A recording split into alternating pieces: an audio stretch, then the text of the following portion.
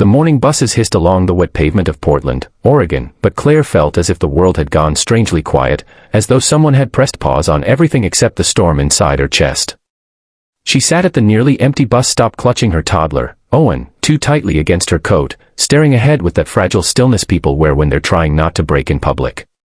Her face was calm, too calm, but her eyes told a completely different story. They shimmered with exhaustion, fear, and a kind of silent plea most people never notice. But the man sitting a few feet away did.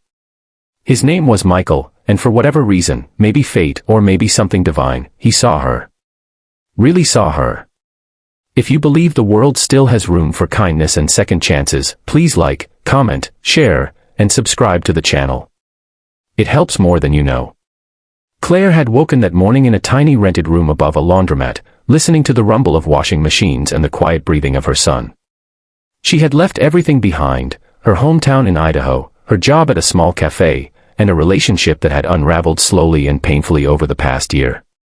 She left because Owen deserved better than the constant arguments, the slammed doors, the lingering tension that never softened no matter how hard she tried. She had hoped that starting over would feel courageous. Instead, it felt terrifying. Her savings were nearly gone.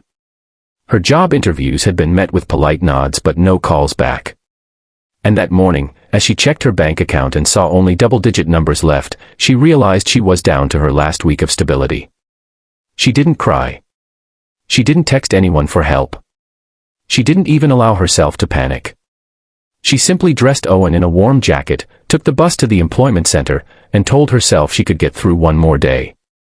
But by the time she reached the bus stop for the ride home, fatigue had settled into her bones with a heaviness she couldn't hide. That was when Michael noticed her. He had his own storms, everyone does. He worked long hours in a nearby architectural firm, navigating life after a divorce that had left him questioning whether he would ever feel connected to anyone again. But he had always been the kind of man who noticed things others overlooked. The way Claire repeatedly kissed Owen's head as though reminding herself he was her anchor. The tight way her fingers gripped her bus card, like she was afraid she'd drop something she couldn't afford to lose. The softness of her voice when she whispered to her child, even as her shoulders sagged under invisible weight. She didn't ask for help. People like her rarely did. When the wind picked up and sent a cold draft through the bus shelter, Owen shivered slightly. Claire immediately wrapped her coat around him, even though she was the one trembling. Michael gently removed his warm gray scarf and placed it on the bench beside her without saying a word, sliding it close enough that she could choose to accept it without feeling exposed. Claire hesitated only a moment before pulling it around Owen. Their eyes met briefly, hers uncertain, his quietly reassuring. That small gesture cracked something open inside her, a doorway she had kept sealed. The bus ride was long and dimly lit, filled with the rumble of tired commuters, but Michael sat across the aisle, close enough to offer safety, far enough to give her space. Claire kept thinking about how, for the first time in months, someone had noticed her without judgment. It was such a simple kindness, yet it warmed something in her that had been cold for a long time. Over the next week, their paths kept crossing, not by force, not by expectation, but by the strange grace of routine. Each morning they waited at the same stop. Each morning Michael offered Owen a small smile that always made the boy giggle. And each morning Claire felt her guard lower, brick by brick. She told him little things at first, that she was looking for work, that she used to bake for fun, that she missed her mother. Michael shared pieces of his story too, not to overshadow her struggles but to show her she wasn't the only person trying to rebuild a life. Their talks were short, often interrupted by the arrival of the bus, but they grew into something steady, something gentle, something she didn't have to be afraid of. One rainy Tuesday, Claire arrived later than usual, rushing with red eyes and trembling fingers. Owen clung to her shirt, confused by her distress. Michael rose from the bench as soon as he saw her.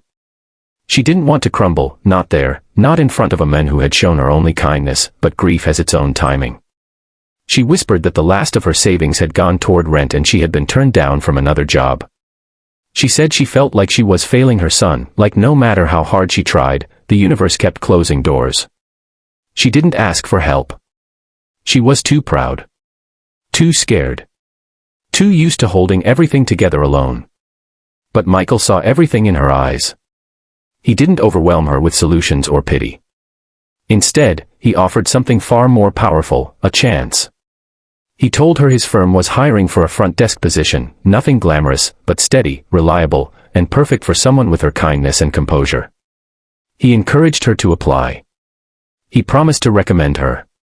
Claire's breath caught in her throat, not because she felt rescued, but because someone believed in her without asking anything in return. A week later, she sat in a crisp blouse at a polished wooden desk, answering phones and greeting clients with a warmth that made her coworkers instantly like her. Her shoulders relaxed a little more each day. Her laughter became more frequent, her confidence returning piece by piece. Owen started daycare nearby, and every afternoon Claire picked him up with pride glowing in her eyes. And sometimes, when Michael passed by the front desk, their eyes met with unspoken gratitude, respect, and something new neither had expected, hope. Claire's life didn't magically become perfect. Bills still came. Responsibility still weighed on her. But now she had stability, community, and a small but growing circle of people who cared. Michael wasn't her savior, she had saved herself long before he ever appeared. But he had been a bridge, a reminder that even in the darkest seasons, God often places someone on our path who sees the truth behind our silence. If this story touched your heart in any way, please like the video, share it with someone who might need it today, and subscribe so you don't miss more stories like this. Before you go, tell us in the comments, have you ever helped someone who didn't ask but needed it?